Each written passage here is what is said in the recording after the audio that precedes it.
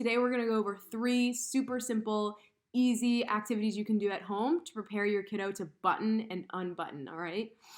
Why are we doing this? So buttoning requires a ton of skills. It really challenges a lot of different things. So these 3 activities will challenge the same skills and get your kiddo ready for this task. So these skills include bilateral coordination, so the ability of both sides of your body to work together, their fine motor skills, or the coordination in their fingertips, motor planning and sequencing, so the ability to carry out a novel task, and as well as hand strength. So they need to develop some hand strength and upper extremity strength to go ahead and button successfully.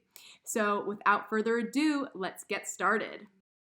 So for the first activity, we're going to teach our kiddos how to tear paper a specific way, okay? So all you need is your piece of paper, all right?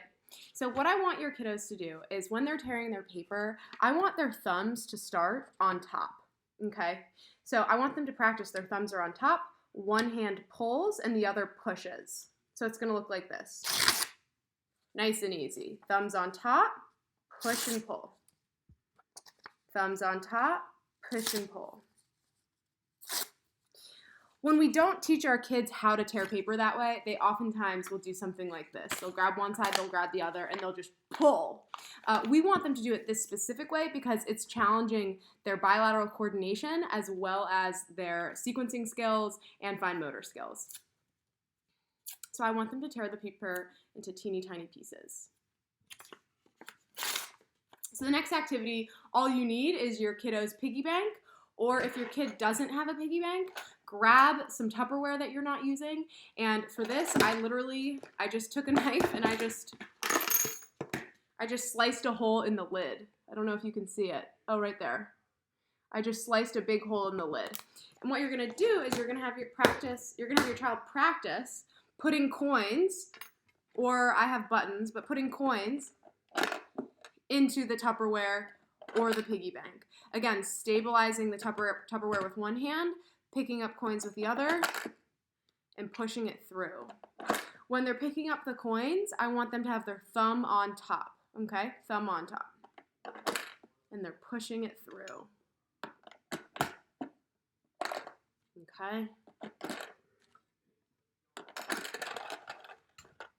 So that's the second activity. So for the final activity, all you need is a piece of paper and make it look exactly like mine. So I cut 3 slits into this piece of paper. And then obviously I highlighted them with a marker as a visual cue because otherwise it would be hard for my kiddo to see. So once you create this piece of paper, what the kid is gonna do is they're gonna take either their popsicle stick or their Q-tip or their marker or their pencil, really whatever you have that's long and easy to grasp, and they're gonna practice putting it through the hole that you made on the paper.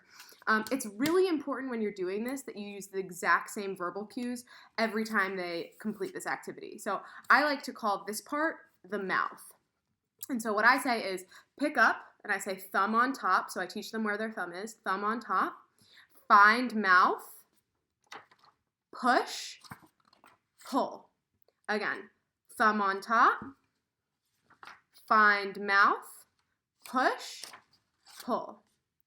Thumb on top, find mouth, push, pull. So obviously this is an awesome activity because it mimics the same motions that go into buttoning and unbuttoning. So we're really getting that practice with our bilateral coordination as well as our fine motor skills and importantly the sequencing skills.